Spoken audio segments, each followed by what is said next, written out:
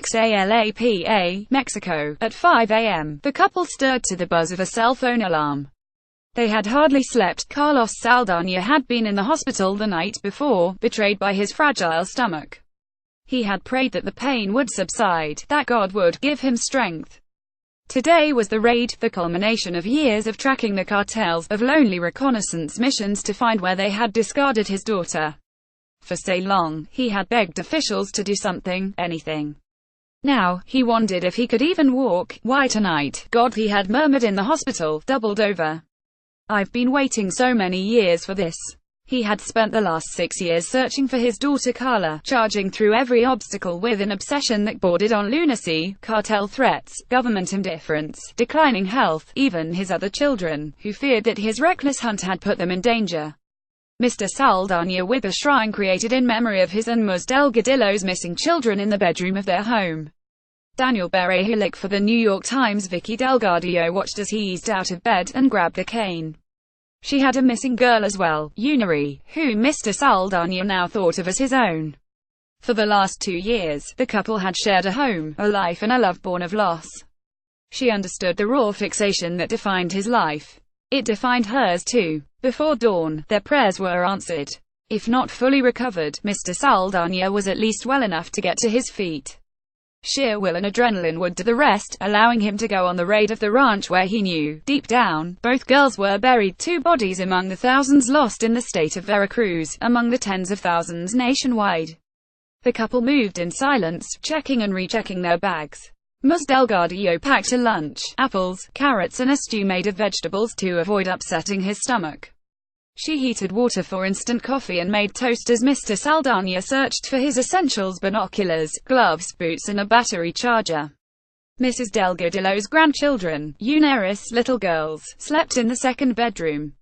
After making breakfast, she applied mascara in front of a mirror on the living room wall as Mr. Saldaña finished packing. I don't think we will need this today, he said, grabbing a long metal spike from behind their vinyl sofa, a crude tool they often used to find mass graves.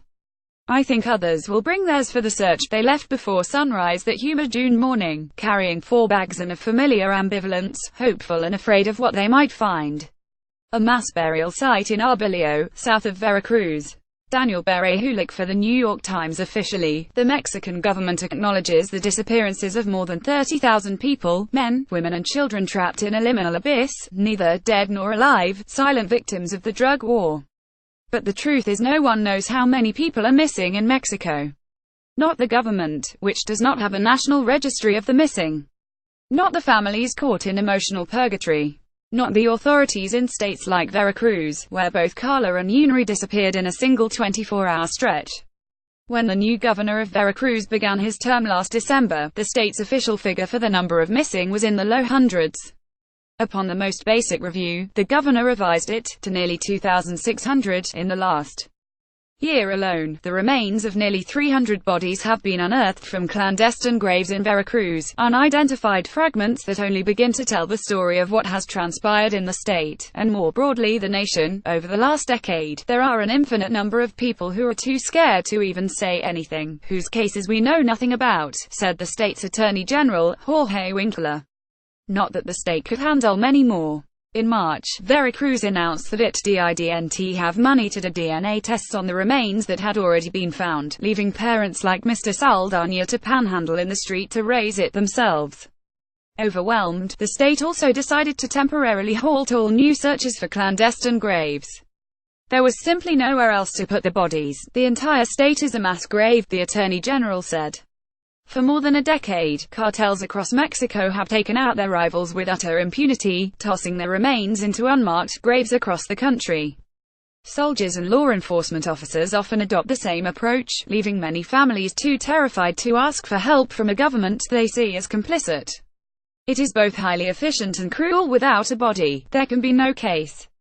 And the disappearances inflict a lasting torture on enemies, robbing them of even the finality of death. The cruelest thing about a disappearance is that it leaves you with this desperate hope that your child might actually still be alive somewhere, said Daniel Wilkinson, a managing director at Human Rights Watch. You're trapped in this horrific limbo where you can mourn and move on because that feels like betrayal, like you're killing off your own child. How could I stop looking for her? Mr. Saldaña says. She is my daughter. Daniel Berehowicz for the New York Times. In the summer of 2013, Mr. Saldanha's love life was falling apart, which was hardly new for him. Only, he wasn't recklessly careering from woman to woman, as he did when he was a younger man. This time, his marriage was being torn apart by loss. In the 2 years since Carla's disappearance, he had become a man consumed by rage, impotence, and purpose. He spent every day planning his next search for his daughter, his next interview with her friends, his next stakeout of the men he thought responsible. His wife at the time, who was not Carla's mother, couldn't take it. His single-mindedness was creating another hole in their home. After more than a decade together, they split. On the walls of his new apartment, he taped up pictures of his daughter, a shrine of sorts. He loved her deeply, but theirs had been a troubled relationship, volatile. Carla viewed him as a part-time father, an accusation that stung all the more because it was true. In a life ruled by urges, he had fathered 9 children, with multiple women. He was short, with a heavy paunch and a square moustache, and he pursued women like some people devour food, to the point of addiction. To support his families, he gave up any chance of going to college and became a driver, leaving a trail of bitterness. Finding Carla, in some way, would be his redemption. She had disappeared with one of his estranged children, Jesus. The half-brother and sister were close, though Mr. Saldanha rarely saw him, thanks to an ugly separation with his mother. Jesus and Carla had gone out together that night, November 28, 2011, to a party. They enjoyed the nightlife, though the clubs and bars were often populated with members of organized crime. The two were last seen in her car. It was recovered 2 days later in the possession of an off-duty policeman. Mr. Saldanha wonders whether some cartel member hit on Carla at a bar that night, or whether she and Jesus witnessed something they weren't supposed to. But as with so many other cases, the circumstances of their disappearance are unknown. From that moment, Mr. Saldanha's life was recentered on a single mission: finding Carla and, with her, Jesus. He joined a collective of families and began attending meetings. To search for a missing loved one in Mexico is to inhabit a life of desperate entrepreneurialism. Families, resigned to looking on their own, build coalitions, pressure and cajole officials, and cling to every shred of hope. Mr. Saldanha threw himself into it, combing areas where criminals may have murdered people, organizing free DNA tests and raising money to pay for it all. A birthday party for a grandson offered a brief respite from grief, but Mr. Saldanha says he cannot give his family the attention it deserves. Daniel Berehowicz for the New York Times. He and others scouted out suspicious plots of land, looking for signs of slightly upturned earth. When they found one, they hammered long metal crosses 6 feet into the ground, then wrenched them out to sniff for the smell of decay. This is how the poor search for their dead. During his first year with the collective, he met Ms. Delgadillo, a 43-year-old mother of 4 with luminous brown skin and green eyes. She graciously welcomed him. Like him, she showed up at every meeting, every fundraiser, and every media campaign, denouncing the government for its inaction or inefficiency. She was warm, too, bringing a calming presence to a group often seized with rage. She and Mr. Saldanha had an especially haunting bond. Their children had disappeared less than a day apart, abducted, they believed, by the same group of criminals.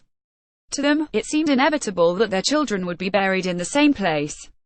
Mr. Saldanha had scoured Veracruz for details of the criminal operation, where it conducted business, where it buried its enemies. A friend of Carla's told him of a ranch where cartel members were believed to dissolve their victims in acid. He felt, somehow, that this was where their children had been taken.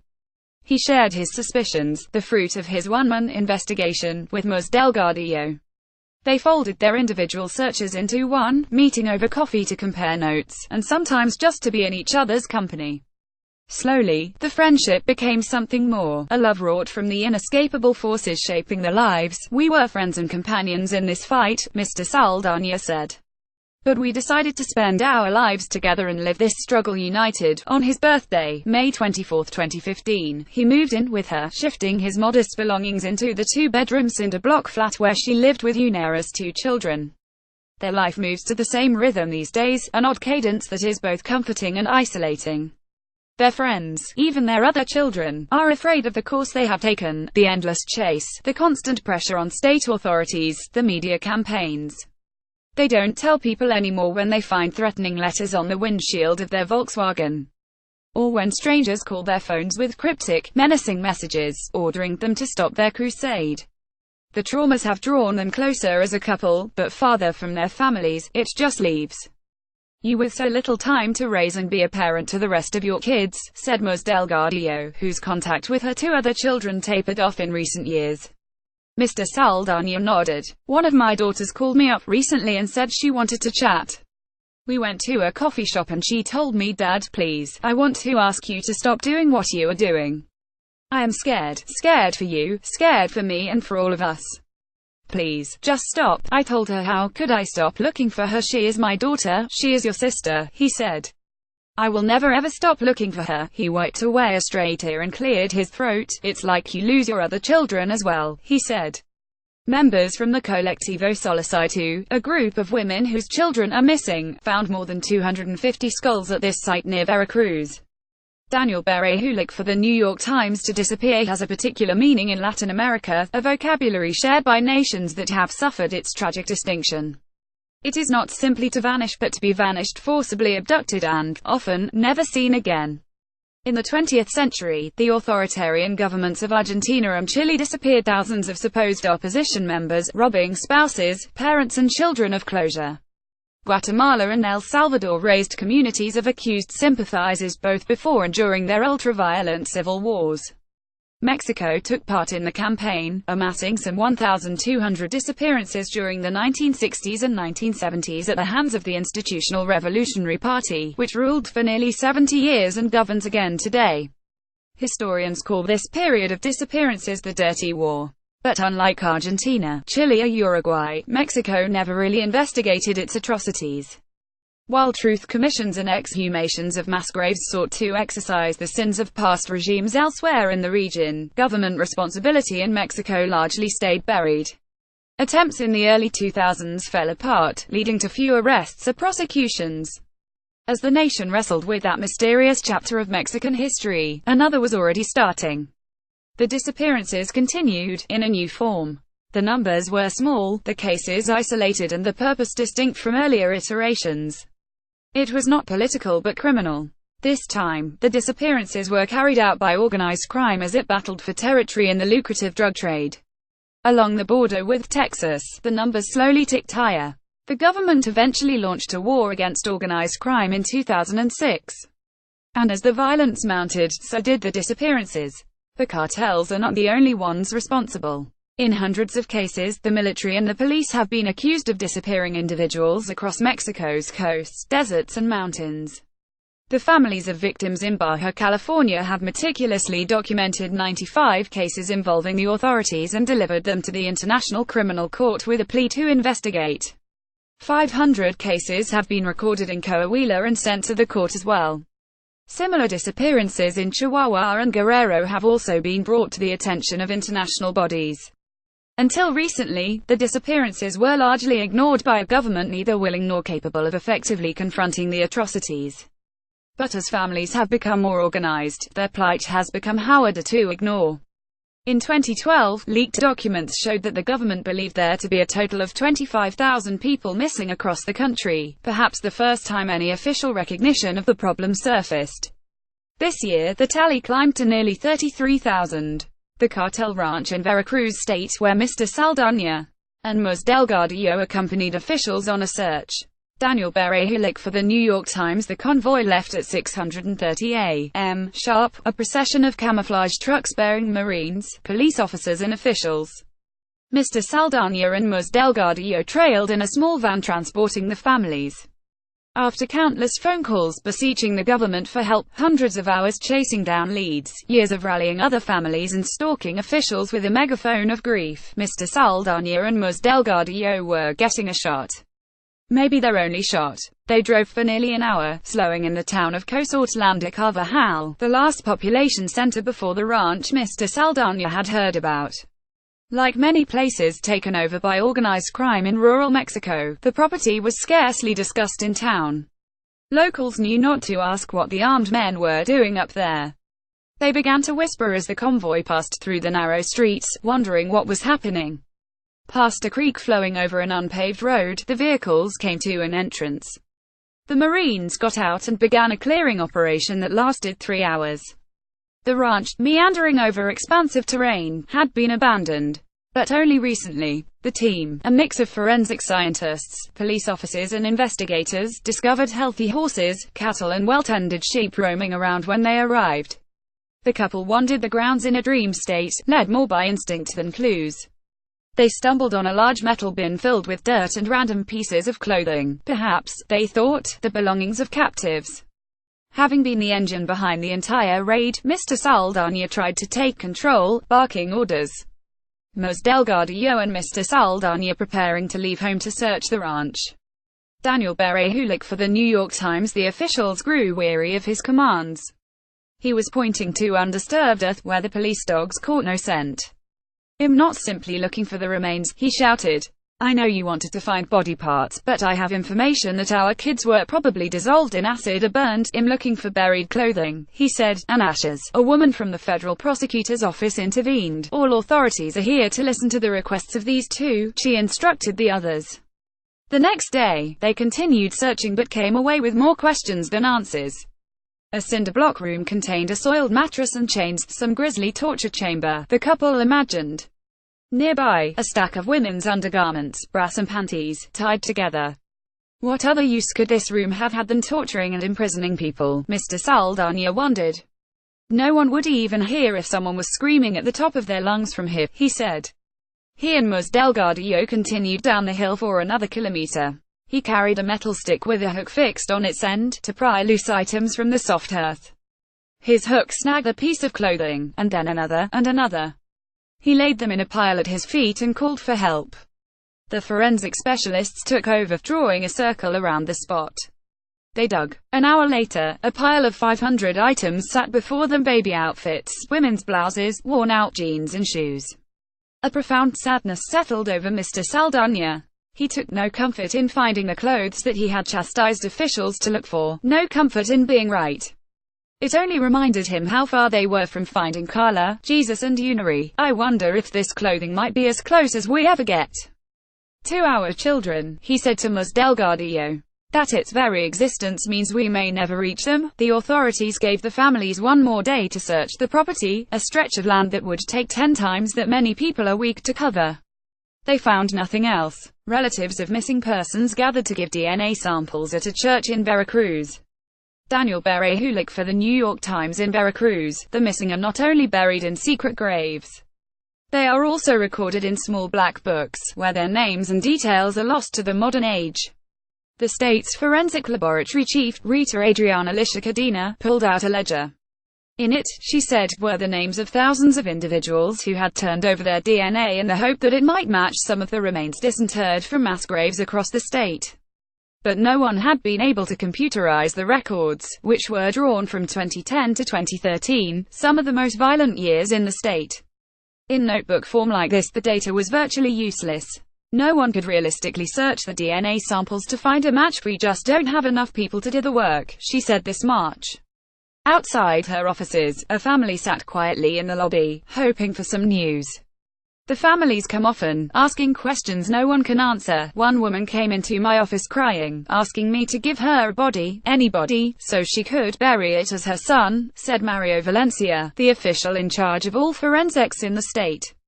I told her I could not. How can I take someone else's child to satisfy your grief? What about their grief? The cause of the disappeared was often a forgotten one, until 43 college students vanished at once on September 26, 2014, forcing a national reckoning in Mexico. The students, who were preparing to become teachers, were heading to a protest in Mexico City. They had commandeered a fleet of buses to get there, a practice more or less accepted over the years. But that night, the police opened fire, creating a panic that left at least 6 people dead. The remaining 43 students, frozen in fear, were rounded up by the police and turned over to a criminal gang that the officers were working for. The motive for the attack has never been fully explained, and after more than 3 years, only one of the students' remains has been positively identified. After the mass abduction, hundreds of thousands of Mexicans poured into the streets in protest. The entire world was shocked. Mexican officials had not only failed to find the students, some were clearly complicit in the crime. Scenes of relatives hunting in the forested mountains of Guerrero for mass graves, equipped with little more than picks, shovels and blind resolve, reinforced the extent of the phenomenon. The public pressure helped lead to a new law, enacted this month, to combat disappearances. Its passage has given some hope that the proper resources and attention might be paid to an issue long bled of both. It will not solve the problem, but it's a start, said Juan Pedro Scheyer, the director of the International Committee of the Red Cross in Mexico, who helped shape the legislation. The challenge will be implementing the law. On paper, the law against forced disappearances creates a national registry of the missing, something that is currently maintained piecemeal across multiple lists, by multiple agencies. It should also bring more resources for forensic investigations and the management of precious DNA information. Attending to the disappeared is my main priority, both as a public official and as a human, said Roberto Campa, the subsecretary for human rights in the country's interior ministry. But in Mexico, laws are seldom the issue on paper, they are often perfect. Rather, change hinges on the will and capacity to enforce them. On this score, advocates for the disappeared have tempered their hopes. A highly touted legal overhaul, completed last year to replace an antiquated system, is facing an attack from the government that put it into practice. Amid new laws to protect the nation's media, more journalists have been killed this year than in any other in recent history. Meanwhile, anti-corruption efforts passed with great fanfare this year have been met with scandal after scandal and a refusal to investigate. 47 skulls were found at the mass burial site in Arbolillo. Daniel Berejiklic for the New York Times. The couple's next target, another ranch, this one tucked into the verdant hillsides of central Veracruz, was abandoned when they arrived in late September. A local lawyer from the prosecutor's office had agreed to join the pair, out of a sense of solidarity. As they climbed a hill, Mr. Saldana looked over at the young prosecutor and asked him where his gun was. The man pulled a Bible out of his pocket and said it was all the protection he needed. Mr. Saldana told him he was stupid. Locals living nearby had whispered to Mr. Saldana that the suspects in his daughter's disappearance were using the place a few times a month, to conduct business and throw parties. Mr. Saldana had decided to take a look, but he agonized over whether to tell Ms. Delgadillo. Even as he packed his bags, walking stick and binoculars, he had still not made up his mind. Feeling guilty, he gave in. As he had suspected, she immediately began packing her things, waving away his protests. They both knew he couldn't deny her, not after the last few months she had endured.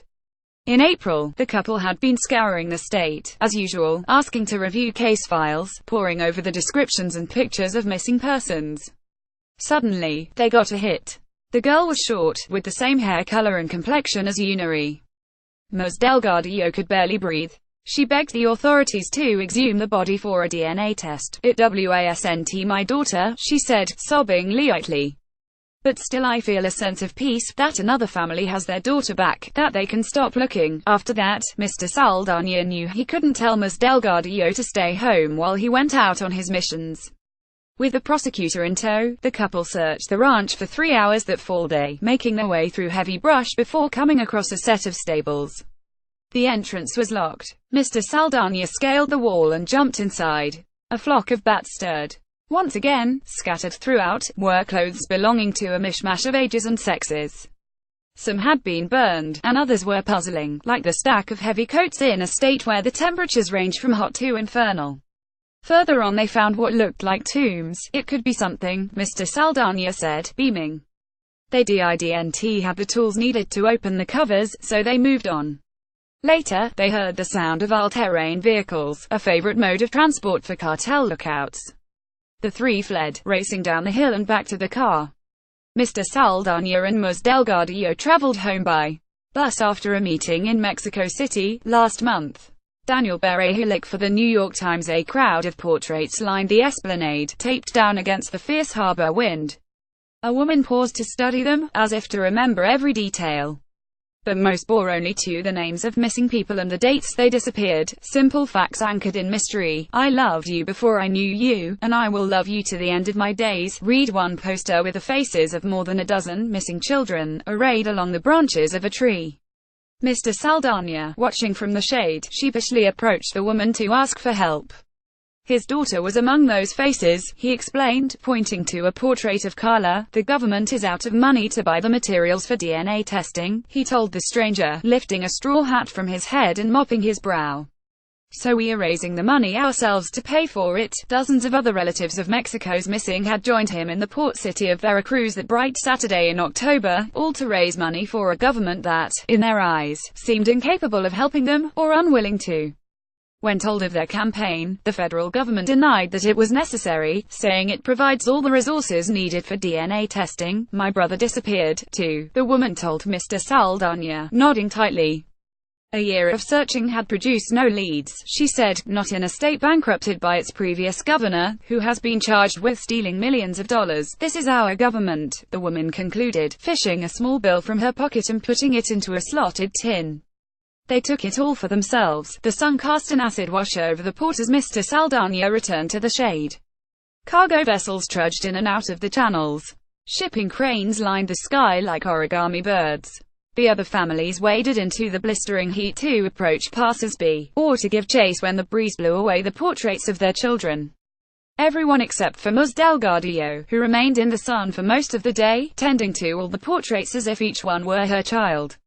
It was humbling work. Most pedestrians slid past without a word. A few even picked up the pace when they saw a parent approaching. You sometimes wonder how it is that someone can't even give $1, Mr. Saldana said, after being blown off by a Frenchman on holiday. I guess they just don't know what we're living. Ms. Delgadillo cried after flipping through a photo album of her missing daughter, Unary. Daniel Berehillik for the New York Times. Kindness surfaced in unexpected places.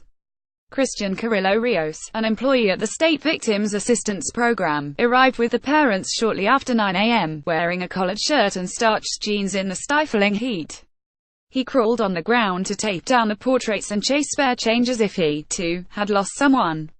Ashamed that his office had refused to pay for refreshments for the families, he bought water and snacks on his own dime. I've always cared about this issue, but when I had a son last year it all changed, he said, his voice breaking. He cleared his throat and shook his head. If someone were to take my child from me, I don't know how I could go on living. Two young brothers were so moved by the stories of loss that they raced home to retrieve the contents of their piggy bank. They returned with a bag full of change covered in bits of smashed clay. A father who heard about the campaign on the radio took his entire family. He listened to a mother talk about her lost son while holding the hand of his own, weeping. Before he left, he emptied his wallet into the collection box. Most of the time we feel impotent and powerless, but when you see the goodness of people it gives you strength, Mr. Saldana said.